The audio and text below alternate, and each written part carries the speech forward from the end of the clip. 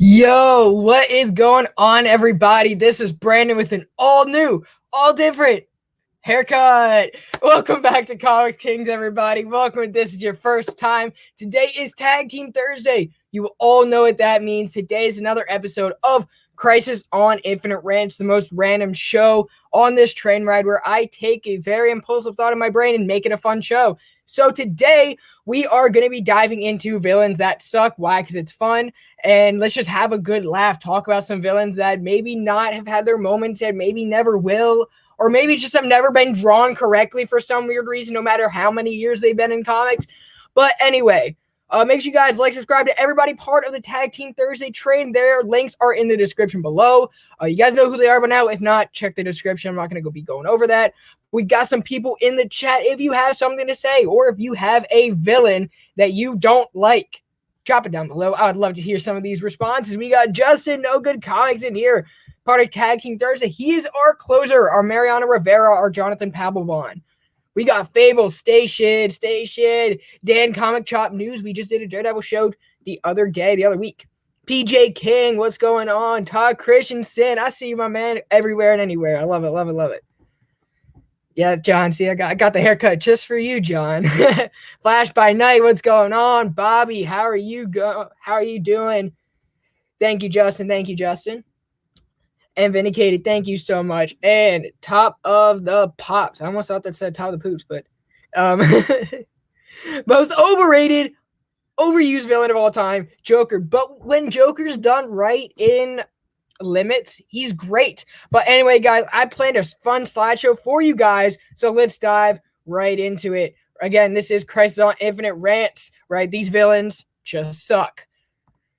First villain we're going to dive into is Leviathan, created by Brian Michael Bendis. And yeah, he sucks because this was Bendis' first big event in DC Comics. This is supposed to be some huge thing that he was building up in Superman, and we got everything kind of going on with that, and it just fell flat. It was a detective story that never lived up to anything, despite it being Bendis and Maleev, the Daredevil team, the classic duo from the Marvel Knights. No, this just fell very, very short, and Bendis pushed Leviathan with Lex Luthor, trying to merge it over with what Scott Snyder was doing. He was trying to do so much stuff with Leviathan and who he was, and it ended up just being a Manhunter.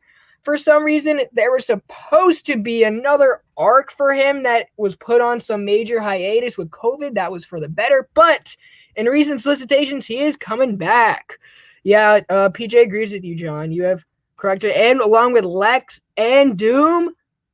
Oh, wow. What's up, Tony? What is up? Flash by Night, and yes, Dan knows all about he knows all about Leviathan.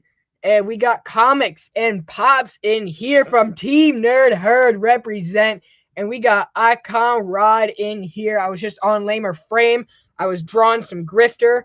I was drawing some cool stuff that is horrible. So definitely check out Lamer Frame. But yeah, let's keep going. If you guys have missed Events Leviathan and you like Bendis, there are better books. Or if you want to read Bendis, there are better books. This villain is not it.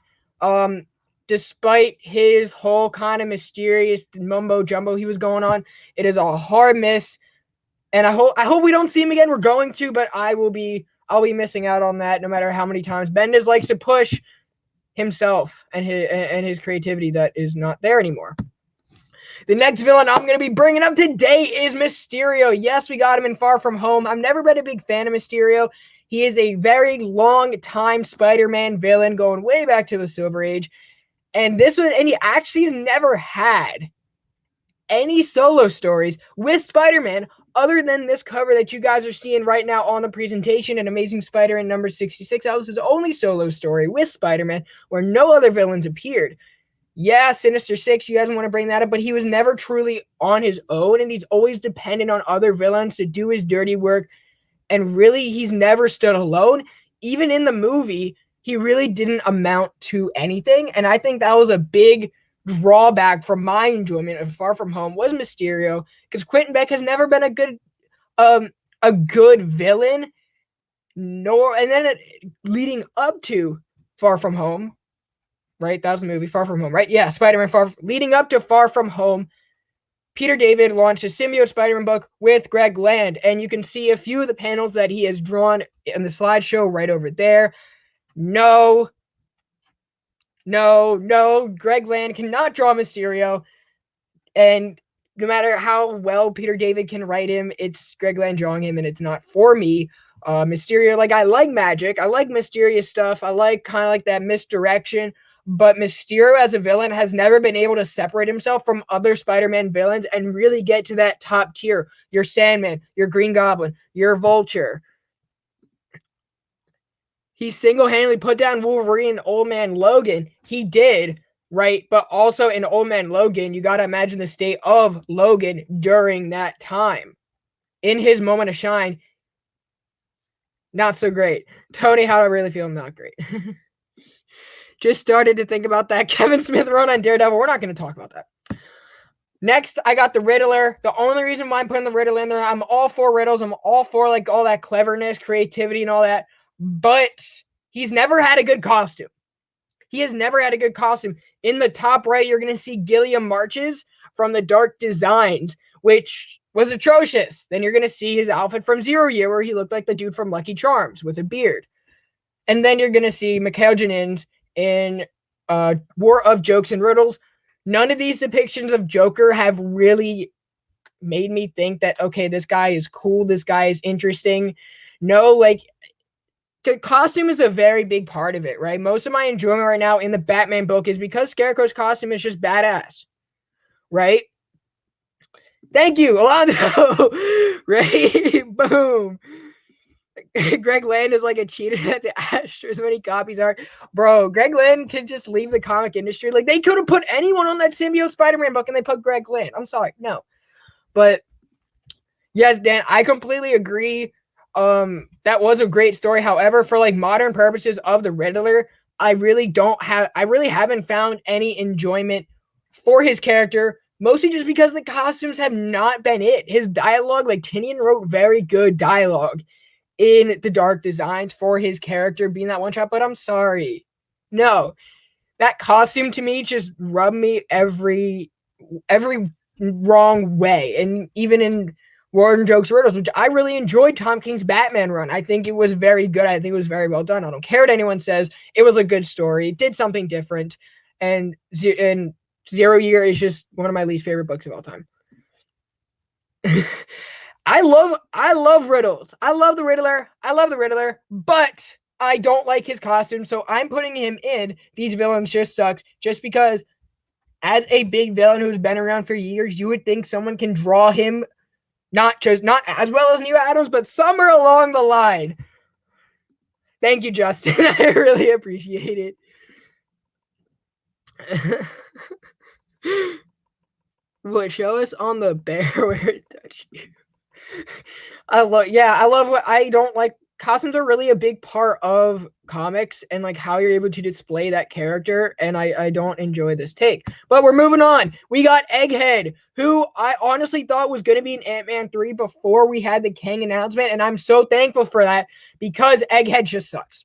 There's nothing more to say. He was also like a villain in the Sonic the Hedgehog universe, if any of you guys remember that, Dr. Egghead. But Marvel Egghead, he is an Ant-Man villain, and he's also crossed paths with the Avengers, and no one has really taken him seriously throughout comics. He had a modern age story, I believe it was back in 2008. He crossed over, but it really wasn't very long-lived, in my opinion. Yeah, and thank you, Dan. We have... You guys are so funny in the comments, but... Yeah, Humpty Dumpty, right? That's all you really have to do is just put him over. He'll have a big fall. No, that was like Jack and Jill who went up the hill. But what was the? I don't remember the nursery rhyme for the egg dude. But Dr. Egghead, I'm super happy is never gonna cross over in the MCU. So I am very content with him being like this and just not being in comics. The longer he's out of comics, the better, because no one wants to read a book with Egghead. If you ever make another Ant-Man book with Scott Lang as Ant-Man, with Cassie, you put this guy in, I guarantee you this book will never, ever, ever sell. Also, big shout out to all 16 people in the chat right now. Much love to you guys. If you guys are not subbed up, make sure you do that because that would help me out a lot. It means a lot. Your guys' appreciation. Like and comment on the video as you guys are doing. And the last one, another Marvel villain, my least favorite Fantastic Four villain, is the Puppet Master. Big shout out to my guy Chet. Station. It means hello. It's like a greeting saying that we appreciate you. Talk to Fable about it. But yeah. Puppet Master is another longer Fantastic Four villain. He plays with dolls and he manipulates them. If he's able to have a doll of, let's say, Mr. Fantastic, he is able to see through the eyes of Mr. Fantastic. Okay, when during the wedding of Alicia Masters and Human Torch, but later revealed to be a Skrull, he crashed the wedding by using his Franklin doll to spy into their house and see what was going on. I don't know what's very interesting about just a guy who plays with dolls. In the Batman universe, you have Mad Hatter, who's equally annoying with it, but at least he has like an extra step to him that makes him better. Yo, what is up, Nigel? We all play with dolls. I know we all play with dolls, but this guy just does it in a way that's creepy, neurotic, and stupid. I just don't know what else to say. Yeah, he crashed a wedding of his own daughter, who was later a Skrull. Like, I don't care the fact that it was a Skrull. The fact that it was his own daughter is also kind of ridiculous, bro. Not even gonna lie. And yeah, he's just very, very creepy with it. And he's like he's very disturbing. PJ King, I agree 100%. Mad Hatter in Arkham Asylum was very disturbing, 100%. But he's kind of cool too. You know, at least Mad Hatter does that. Like, okay, if you were to revamp Puppet Master, okay, instead of having him always suck up, because this is what he does, right? He plays with dolls and then he goes to Doctor Doom for help. Or he'll go to some other Joe Schmo in the Fantastic Four universe. In the story when Johnny became a Skrull, what issue is that in? I don't remember the exact issue. I don't remember the exact issue. But I have it. I just don't remember it. But he went to Mole Master, or Master Mole. Mole Master, right? Mr. Mole, whatever his name is. Mole. We're just going to call him Mole, right? And it was no fun. And I don't appreciate this guy as a character, as a villain. What is up, Eric? How are you doing, sir? But yeah, Puppet Master is, if you were to revamp, you could do it in a cool way, though. Big Herm, you are all good. If you guys are late to the show, right, you guys can always go back and watch Rod, who was before me. Then you can go over and watch John, and then you can go watch Tony, and then you can watch Dan, and then you're here, and we're all going to go to Justin to close us out in a few minutes. I'm sure you guys will see John dropping that link in here very soon. And just like Justin said, go smash that like button, everybody. Go smash that like button. All right. But yeah, Puppet Master, not one of my favorites. Personally, I think that can do without him in this universe. But anyway, you guys, quick announcements for the channel. On Saturday at 4 p.m. Eastern Time, I'm going to be interviewing Marcus Toe, who is the artist on Excalibur. And I'm super excited for that because I've been loving Excalibur. I know you guys have not. I know many guys have not been loving it. I have. It's for me. So that's going to be on Saturday at 4 p.m. Right? It's going to be after Justin's Comic Collector Origins and after John's morning show with his daughter. So you guys have Saturday entertainment for you right there. You can go from John to Justin to me, all right there. That's going to be awesome. And then Wednesday, right? So Friday before Saturday, I got weekly wrap up with Bryce, right? So I got a show tomorrow, show Saturday, and then a show Monday, Hall of Fame, Hall of Shame. I don't know what I'm doing with that yet. I'm going to be talking with Ryan soon. And then Wednesday, the 12th, it is going to be me and Bryce. We're going to be interviewing Becky Cloonan and Michael Conrad, the current team on Wonder Woman. If you want to hear Dan talk about that, boom, he was just on Tag Team Thursday. And then that following Saturday, okay, so not this Saturday, the following one is Will Sportasio coming on the show. That announcement's going to be dropping tomorrow for you guys. Okay, so I have a lot of stuff coming to you guys, so you really want to make sure you are subbed to the channel. And if you guys could help promote, spread the word, that's what it's all about, guys. That will mean so much to me. But anyway, it is Justin's turn. I got a 15-minute limit, and we have hit that. So let's all head over to Justin and see what he read this week.